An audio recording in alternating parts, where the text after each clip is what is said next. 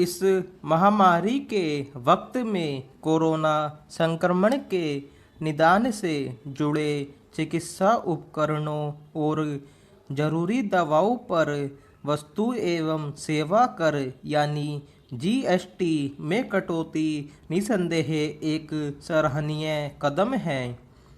शनिवार को जीएसटी परिषद की बैठक में ऑक्सीमीटर, ऑक्सीजन सांद्रक, वेंटिलेटर, कोरोना जांच उपकरण, रेमडेसिविर आदि पर जीएसटी 12% से घटाकर 5% करने का फैसला लिया गया।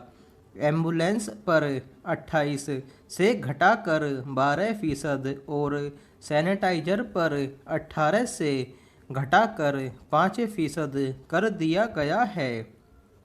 कवक संक्रमण की दवाओं पर कोई जीएसटी नहीं लगेगा। हालांकि यह फैसला कुछ और पहले किया जाता, जब देश में हर तरफ इन चीज़ों की मांग बढ़ गई थी और कई चीज़ों की कमी की वजह से लोगों को परेशानियां उठानी पड़ रही थी।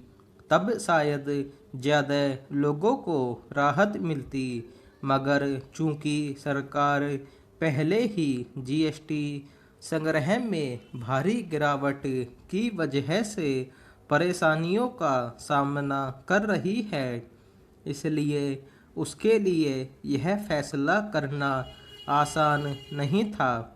फिलहाल इन वस्तुओं पर करों में कटौती अगले कुछ महीनों के लिए ही की गई है। फिर भी अभी कोरोना संक्रमण की समस्या पर पूरी तरह काबू नहीं पाया जा सका है।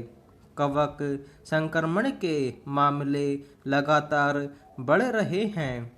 ऐसे में इस कटौती से लोगों को राहत मिलेगी। कोरोना संक्रमण के उपचार में खासा खर्च बैठता है, कई बार सामान्य आय वर्ग की क्षमता से बाहर। हालांकि सरकारी अस्पतालों में मुफ्त जांच और इलाज की व्यवस्था है, फिर भी कई जगह कुछ दवाइयाँ और उपकरण उपलब्ध न होने के कारण लोगों को खुद खरीद कर लाना पड़ता है। निजी अस्पतालों में तो सारा खर्च मरीज को ही उठाना पड़ता है। इस तरह कोरोना संबंधी उपकरणों और दवाओं पर कर में कटौती की वजह से लोगों पर खर्च का बोझ कुछ कम हो सकेगा। सरकार के लिए यह फैसला करना कठिन था, क्योंकि इस दौरान कारोबारी गतिविधियां रुकी या फिर थमी होने की वजह से पहले ही जीएसटी संग्रह में भारी कमी दर्ज हो चुकी है। मई महीने में जीएसटी संग्रह 1 लाख करोड़ रुपए से थोड़ा ही अधिक रहा, जबकि अप्रैल में यह 1.24 लाख करोड़ था। वित्त मंत्रालय ने 5 करोड़ तक के सालाना कारोबार करने वालों के लिए जीएसटी भुगतान में 15 दिन की छूट दे रखी है। ऊपर से तमाम जरूरी खर्चों के अलावा कोरोना संक्रमण से लड़ने में काफ़ी धन व्यय हो रहा है। इसमें राज्यों को भी मदद देनी पड़ रही है। फिर भी उसने करों में कटौती करके अपना मानवीय दायित्व निभाया है। जब से केंद्रीय कर व्यवस्था लागू हुई है, तभी से किसी न किसी अड़चन की वजह से इसकी दरों में लगातार संशोधन करते रहना पड़ा है। कायदे से 3 सालों के बाद इन करों के में स्तर ठहराव आ जाना चाहिए था।